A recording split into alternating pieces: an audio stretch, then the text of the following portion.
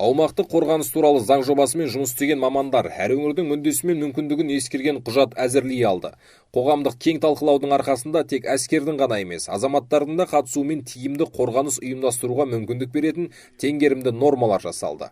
Территориялық және жаппай тарту қағидаты азаматтарды өз өңірінде қорғанысқа жұмылдыруға мүмкіндік береді.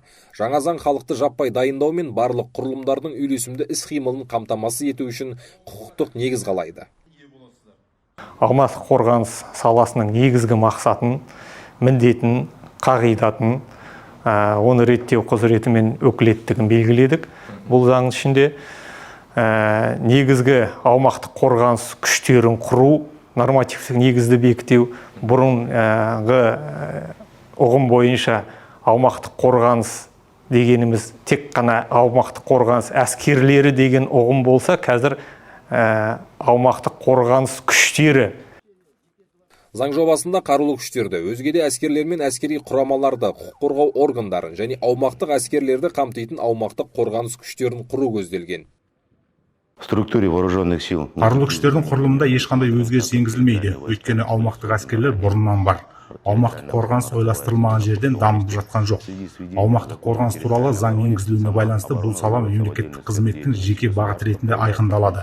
Мемлекеттік бақылау функциясы енгізіледі. Сонымен қатар Қазақстан Республикасының азаматтары мен ұйымдарының меншік түріне қарамастан аумақтық қорғаныс саласындағы жауапкершілік деңгейі артады. Олардың құқықтары мен міндеттері бекітіледі. В сфере территориальной обороны. Заңның жаңашылдығы өзін-өзі қорғау жасақтарын құру, әсіресе өз жерін қорғауға дайын еріктілерге ерекше назар аударылған. Олар жауынгерлік, көмекші, қамтамасыз ету отрядтары болып бөлінеді. Жауынгерлік құрам қарулы күштер қатарына кіреді, ал қалғандары аса маңызды нысандарды күзетуге және тәртіпті сақтауға жұмылдырылады. Аумақтық қорғаныс туралы жаңа заң бұрыннан жұмыс істеп тұрған жүйені заң жүзінде бекіту. Бұл жүйенің негізгі өзегі Қазақстанның әр өңірінде құрылған аумақтық қорғаныс бригадалары. Олар өзара іс-қимыл міндеттерін іс жүзінде жүзеге асырып келеді. Енді бұл қарым-қатынас берік құқықтық негізге ие болады. Аумақтық қорғаныс бригадаларының құрамында жоғары әскери тәжірибесі мен кәсіби даярлығы бар әскери қызметшілер бар. Олар қор резервін оқытуда маңызды рөл атқарады. Мыңдаған әскери міндетті азаматтар өңірлердегі террор бригадалары ұйымдастырған жиындар мен жаттығулардан өтті. Бұл дайын кадрлық қор. Аумақтық қорғаныс бригадалары жұмыс істеп тұрған жүйе. Олардың басты міндеті жергілікті атқарушы органдар мен қорғаныс министрлігі арасындағы байланыстырушы буын болу. Законом о территориальной обороне. Аумақтық қорғаныс туралы заңда уәкілетті мемлекеттік органға, яғни қорғаныс министрлігіне аумақтық қорғаныс саласындағы мемлекеттік бақылау функциясы жүктелген. Территориальной обороны.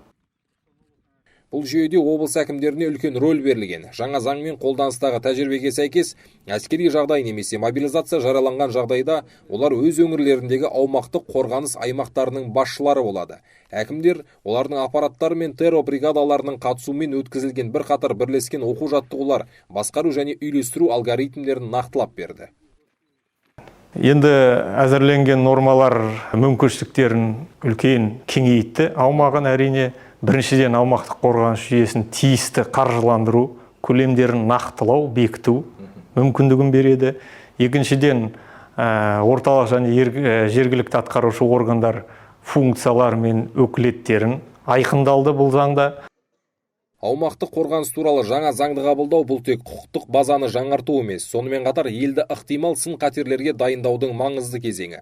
Құжат соғыс жағдайында немесе төтенше жағдайларда мемлекеттің әрекет ету негізі болады. Ең бастысы бұл заңды әзірлеуге бүкіл ел қатысты.